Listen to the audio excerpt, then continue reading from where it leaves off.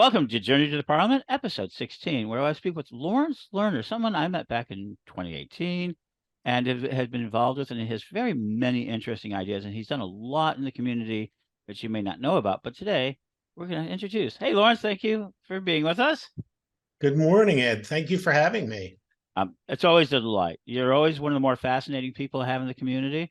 Um, but let you tell your own story. How did you get yourself here?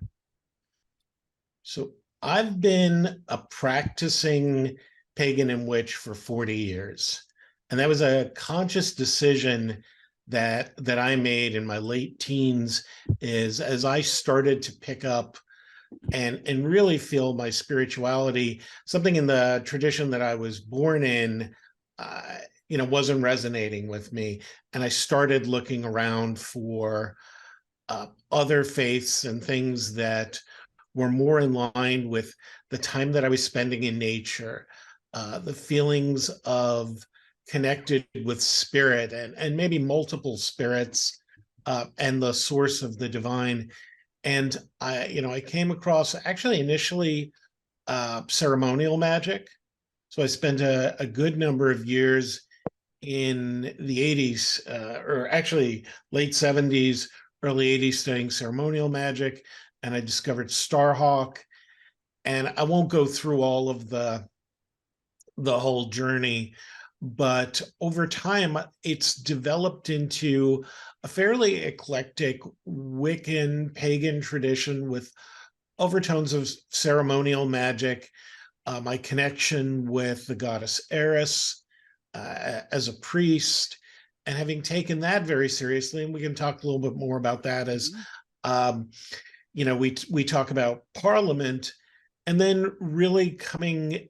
I was under the radar for many years because of family and other things within the community that people weren't. We're still a marginalized faith as the overarching, pagan community, and a lot changed for me. From a business standpoint, I started as a developer, and as I grew into running larger and larger businesses, some globally, and I became a venture capitalist, people were a little more accepting of maybe some of the esoteric and eclectic ideas because I was funding businesses when I moved here to Seattle.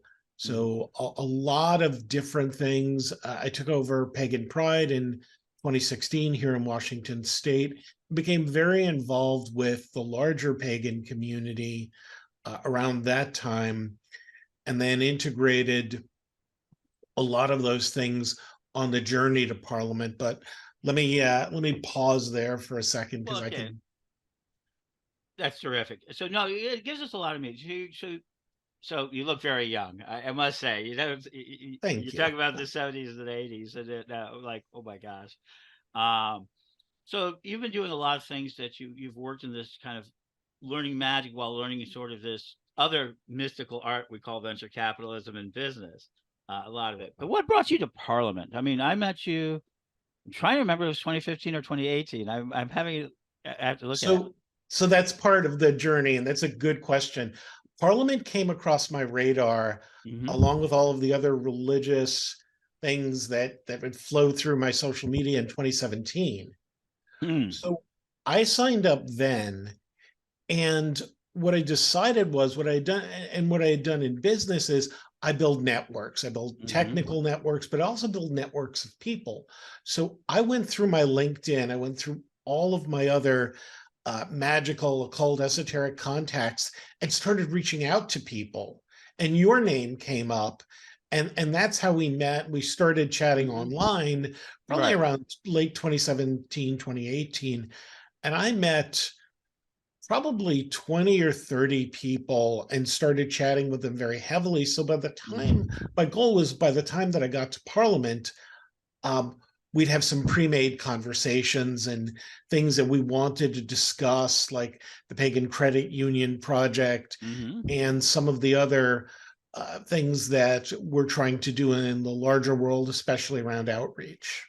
Well, I've always benefited from it because I remember one of the things I came up with is at the time I was trying to bring back the Daily Spell, uh, Right. as a media team. Well, 5 years later, I've got a completely different system that's in place. But it was part of that adventure, and it was also talking about the Bitcoin, the blockchains, and this idea of trust. And the one thing I came away from, not only the ability to network, because I've watched you network with everybody, and you continue to do so, and I think you've been and I want to talk about that next, the influences of what came out of Parliament, because I've seen a lot of influences that came out of Parliament with you. But you were absolutely enjoyed it. We were sitting down the stairs in Toronto, that talking to everybody. You actually have a real enthusiasm for talking with people. I've noticed that. Can you talk to about that love of actually having a discussion and actually knowing how to do it? Hmm? Well, thank you. That's, if it's a big part of being relatable to people and enjoying learning from everybody, because there's so much going on in the world. There's so many new ideas, things that we do. And I've just always had a knack, and it was strange as a developer. I think I found as if I wanted to get out of the cubicle, I'd have to be able to talk to business people, which led me to be able to talk to people in our spiritual practices and learning from their journeys, equally as much as sharing my own. It makes life better. It makes it more fun, and you build this sense of connection. And if you look back, go back to faith 500, 1,000 years ago, even 4,500 years ago, to some of the Sumerian practices and things that I do, it was just part of life. And that's what makes it enjoyable to me, that sense of connection and community. Nothing's more important to me than community. That makes sense. And that's one of our common grounds. So you attended Parliament 2018. And Mm-hmm. you had what? I'll come back to that. But you have had a lot of impact, because I think you're one of the few people that I've actually seen an actual impact on the community. Because I've noticed that you've helped out with a lot of people with social media, from Phyllis Broad and all sorts, myself and other people that have been involved with it. You've given good advice. It's always surprising where you end up. I mean, Davros is one of those places you end up in all these strange Yes. places, and you're able to influence people through your networking. You talked about that, and the Parliament seemed to have taken you in a new direction of networking that I think the community is very grateful for. Can you talk about that? Yeah, Hmm? I think Parliament gave me realization and permission to be out as a pagan. Because I'd always said to myself, I had one of these conversations internally of, well, as soon as I can start to retire, I can be a priest full time and I can be with the community. And what Parliament taught me was you can do both. Hmm. And just like people have done for centuries, it gave me permission to talk to people of our faith, talk to people of other faiths, and really do that level of outreach. And thank you for the compliments, because that's what builds the network. So I was working in as venture capitalist in the blockchain and cryptocurrency space. I got 2 bills passed here in Washington State, along with others. Hmm. And that gave me permission, I think, in the community and myself, to be um, unafraid to have those conversations with business people, with legislators, and be very open about being pagan. And it's when I started to do my "So You're Coming Out as a Pagan" class. And that's what, and once that started, I found people were more accepting, probably because I was accepting of myself in that role in the community. That's a hard thing to recognize. Now, what event during 2018, and then we're going to move on a little bit from there. But what was like? Do you have any memory that you particularly enjoyed, or memories that you had that really made an impact during the event? There's a picture, and I'll go snag it. And it's actually you, me, and Oberon Zell sitting in the pagan booth, and people coming by to stop. I mean, Oberon is a big figure in the community, and even not, people stopped by and talked to us. Hmm. That to me was a turning point of really being connected with the 10,000 people that were in Toronto. And I still remember it very, very clearly because of the number of people rotating in and out of our booth. It was quite something, and Karen Dales and all of them that have just Yeah, done such a good job. And you see, and you see Karen Dale's interview. Check that little box there. I will. And there we go. So you've had these events. So were you involved in the 2021? Yes, was online. Yeah. I did it with a group of other people from Pagan Pride. But Hmm. even as in 2018, where I've made friendships and stayed together, Hmm. uh, we had a representative from the Italian pagan community. They've invited me to their Discord server.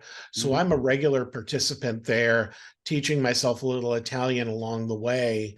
And then we've got some great people on that server, really talking about issues in the European community, as well as some well-known academic scholars.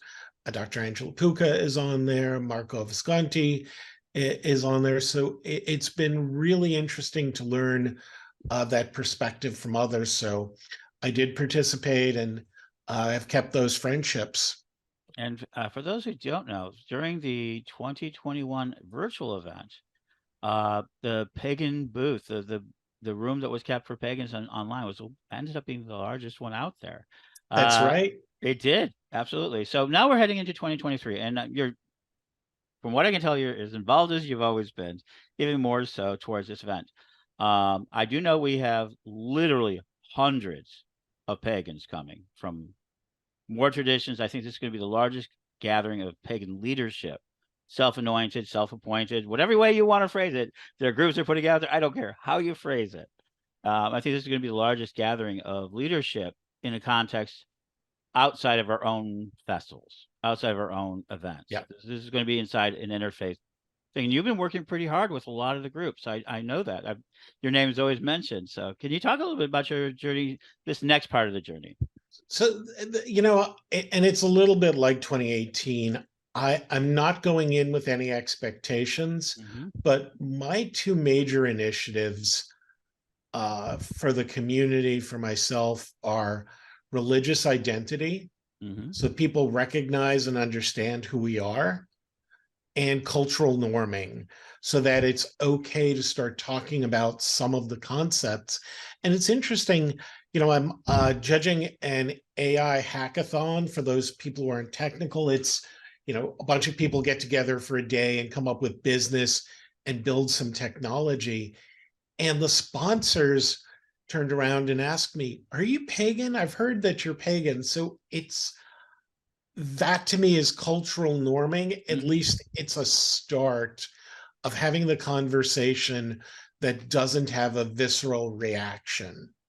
So, and I'm going to be turning up, my connection to people, reaching out to some more people, and then, having those conversations about how do we get into the broader seat at the table, And this one because is, we're still, sorry, go ahead. no, no, go ahead, please.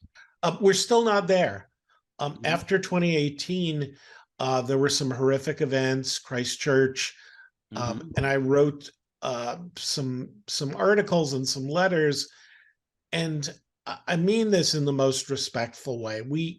It was outreach to the Muslim community, to others, and I saw a lot of events, and I saw faith leaders from other faiths being invited, um, you know, as we had been besmirched by a gunman who shall not be named, and Hmm. may his memory be forgotten. Um, we wanted to be part of the dialogue, and the answer at the time was no, thank you.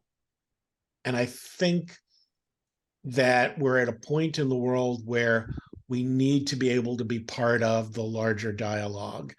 And I've joined Interfaith Business. I do interviews there, and I'm encouraging other pagans to be more visible and vocal as they connect with the community. And Yes, Yeah, yes, and that I mean that's yeah, your yeah, life. I know. but no, but that's yes. I mean, there's some of it. No, nope. Nobody should compare their lives to anyone else's. Everybody's life is a unique journey, and just as we're talking about this, everybody's a unique journey. We may walk side by side and follow the same path for a while, but it does not necessarily make it always the same journey.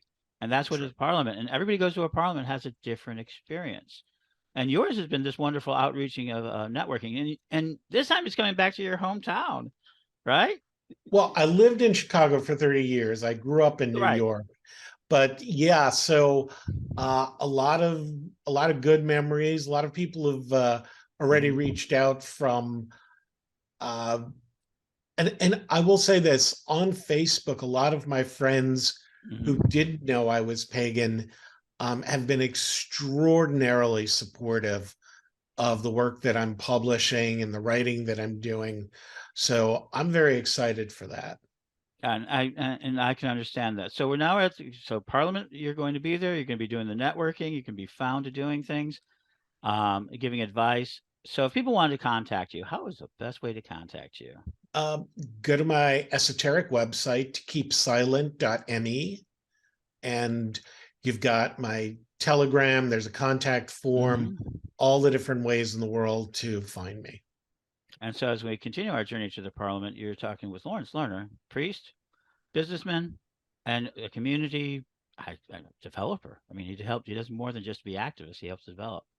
And so thank you for being with us, and we hope to talk to you many times more as we continue towards the Parliament. Thank you.